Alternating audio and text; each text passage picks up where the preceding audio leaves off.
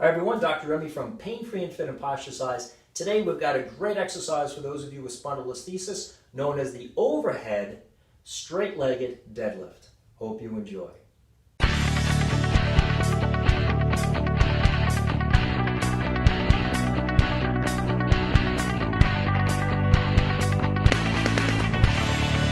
So this exercise, the overhead straight-legged deadlift, is a great, more advanced exercise for those of you with spondylolisthesis. It's one of my favorites and best exercises in the long-run approach to creating a treatment program or an exercise program to help you with your spondylo pain.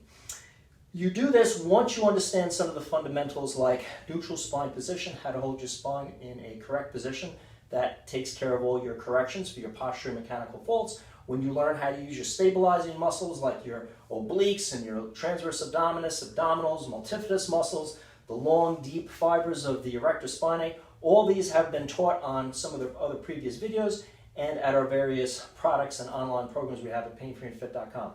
If you haven't yet done so, please go to the Posture Size or painfreeandfit.com websites, get that free body analysis that we have there, learn what your unique posture tendencies are, what your movement abnormalities and tendencies are, what your stabilizing muscle faults are, because you want to put this all together to hold your spine in a neutral position with your RPI, or reverse posture isometric, during this or any exercise, so you avoid strengthening dysfunction and only strengthen proper function for your spinal problem. So with that said, once we engage our RPI and neutral spine position of our lower back, we're going to make sure that we have our abdominals tensed to avoid extension, because remember, extension or an increased arch of the lower back typically aggravates spondylolisthesis pain. So we want to increase that tension of our abdominals, pulling our pubic bone up, keeping the tailbone under, maintaining that neutral spine to avoid that arching in the back as we go into this exercise position. And we also want to engage the lower fibers of those erector spinae muscles, the longissimus and the ilicostalis, that run up and down along the sides of our spine, because remember, those lower fibers at L4-5 at the base of our spine, they're situated in such a way where some of those fibers can create a backwards pull or check system to avoid that spondylolisthesis vertebra from slipping forward anymore.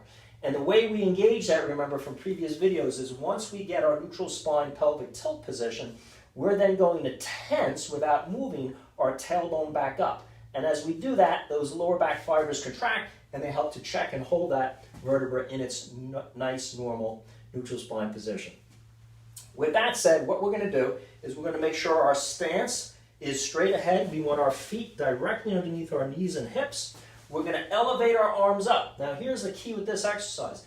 As we elevate our arms, the lat muscle that runs from our shoulder down to our lower back, if it's tight, if you have a dominant lat that's tight, as we raise up, that's going to increase the arch on our back. So you want to make sure you hold those corrections we just talked about, the abdominal tension and that check system of the lower erector spinae in place as you raise your arm comfortably as far as it'll go. Once it's up, we're going to keep our knees very slightly bent, and we're going to rotate forward from our hip joint, the ball and socket.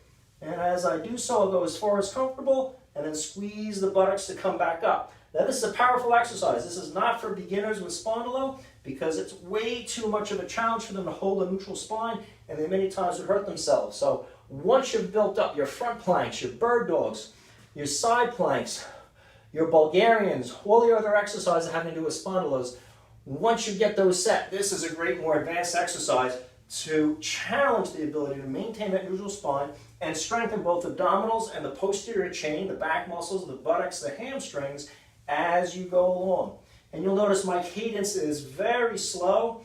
I'm taking about 3 seconds to come down, 3 seconds to come up. You'll notice there's no motion happening in my lower back. It's all local to the hip joint. And that's the beauty of this exercise. It's training me to keep my spondylolisthesis stable, a neutral spine position with the correct core muscles, as my major prime movers like the buttocks and the hamstrings do their job against the resistance of the latissimus or lat muscle being stretched. You can do this one for repetitions. You can also do this one, by the way, isometrically to hold that bottom position for a while. It's like a high horizontal squat where you're increasing the strength or endurance capability of those type 1 or red fibers that have to do with the endurance of your core muscles to hold your spondylum. So both ways, both isometrically and building up the repetitions. Remember, this is an every other day strengthening exercise. Don't use it every day. You want to add a couple of seconds or a couple reps every other day or 2-3 times a week when you plug this into your Spondylo program. If you like this exercise, would like to learn more exercises for spondylolisthesis, feel free to subscribe to our channel. We got a lot of great exercises out there.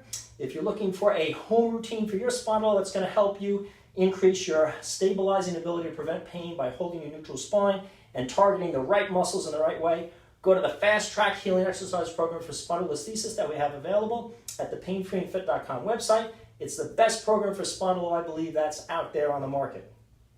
If you'd like to help me share this valuable information with others, give me a thumbs up below. Let's get this information out for all of us who are suffering with spondylolisthesis. And finally, questions or comments, write in. I'll do my best to answer them as they come in. I hope this exercise, the overhead straight-legged deadlift, helps you with your lower back spondylolisthesis pain.